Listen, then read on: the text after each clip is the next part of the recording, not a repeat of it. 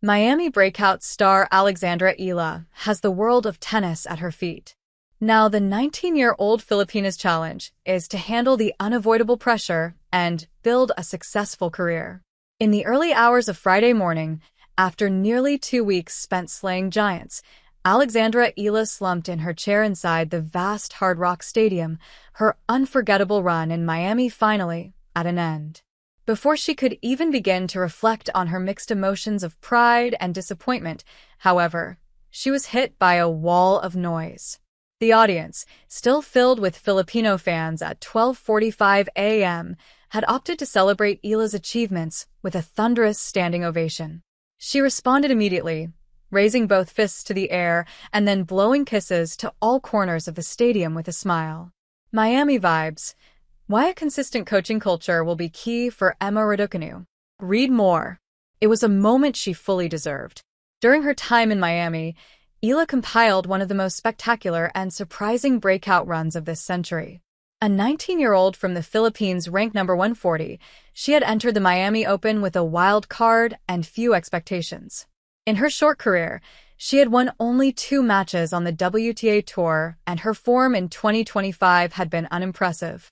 Simply winning her first-round match against the number 73 Katie Volinets marked this tournament as a success for Eala, but she just kept on going. She generated attention with her victory over Yelena Ostapenko, the mercurial 2017 French Open champion. Then she forced the tennis world to take notice with her straight sets win over Madison Keys, the reigning Australian Open champion and world number 5.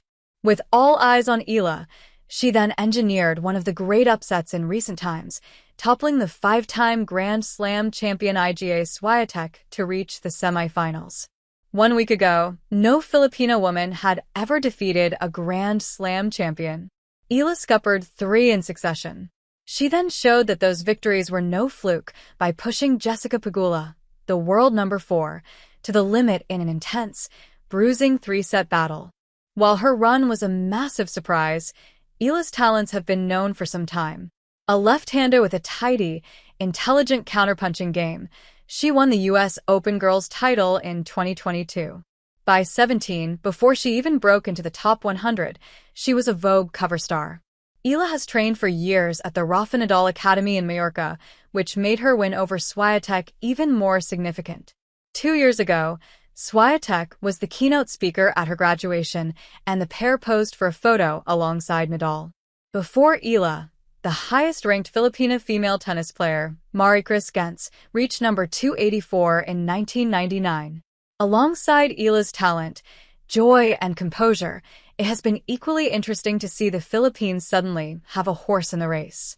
Across the country, fans staged watch parties for her semi-final match against Pegula, and a YouTube live stream alone drew more than 170,000 viewers at 9 a.m. on a Friday.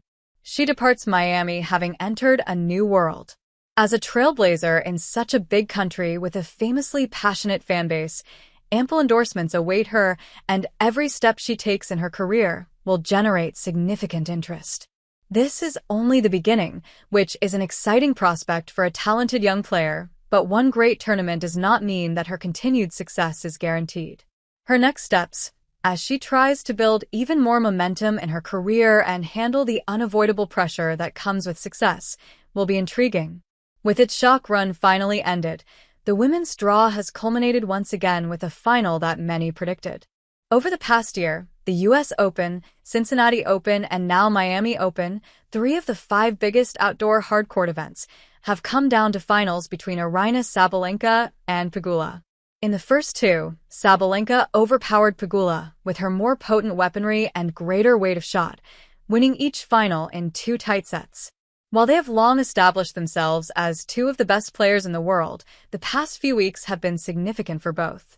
Sabalenka started the season by narrowly losing the Australian Open final to Keys, and she has rebounded brilliantly in the United States, also reaching the Indian Wells final, which she lost to Mira Andreeva.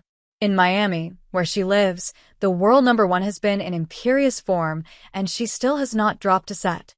As her disappointment after the Australian Open and Indian Wells showed, Sabalenka has reached a level of success where nothing but a title is acceptable. After reaching her maiden Grand Slam final at the US Open before losing to Sabalenka, Pegula started this season slowly and failed to win 3 matches at any of the big events, the Australian Open and 3 WTA 1000 events this year. Although she has not faced a top 25 opponent en route to the final, Pegula has shown her mental toughness across her numerous tight 3-set matches. Against the best player in the world, though, only her best level will do.